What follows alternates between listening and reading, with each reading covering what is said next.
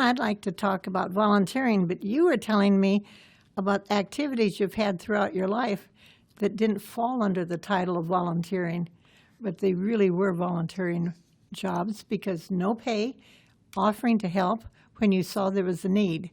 I bet you even volunteered every now and then to open a door for somebody when their hands were full or their arms were full. I still do that very often. You mentioned when we were just getting acquainted that you had a dog. Do you want to give me some information on, and is the dog still in your life? Or It is. Oh, We've good. now lost her. Oh. But the dog, how it all started is as a very quiet puppy when we picked her up. When we were at a state park, a gentleman came up to me and said, "That dog is so well behaved," and just as a puppy.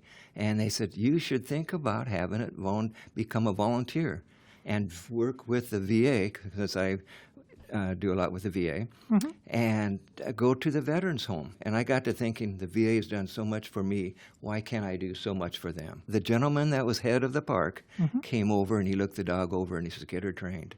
And I did. I took her to the Portland Humane Society. We trained her. They'll train her. It starts off the very first day is they put the dog, or we have to get on the that tram that goes into the airport because they want the dogs to get used to the noises and all the commotion. And so that train, as you get on, it starts shaking, it rattles as it curls around the curves. Strange noises and strange And when we movement. got into the baggage room, the baggage comes tearing out there and banging and everything. And the dog at first did startle a little bit. Sure. But all through its whole life, it put its shoulder against my leg. That's, yeah. No, that's wonderful. A lot of times I work with a lot of seniors. They feel they're shut away. They're not contributing anymore, and they're feeling lost and very alone. And having an animal come into their presence makes them feel young again, but feel part of the world, just getting to touch that animal. I have to just bring one little story. Yeah, do. One of the programs that Hospice presents is called Camp Erin. Oh, yes. And at the last day, they have a little ceremony where they go up to a lake, a little pond there, and the kids earlier have drawn a picture of someone from their family that they've lost.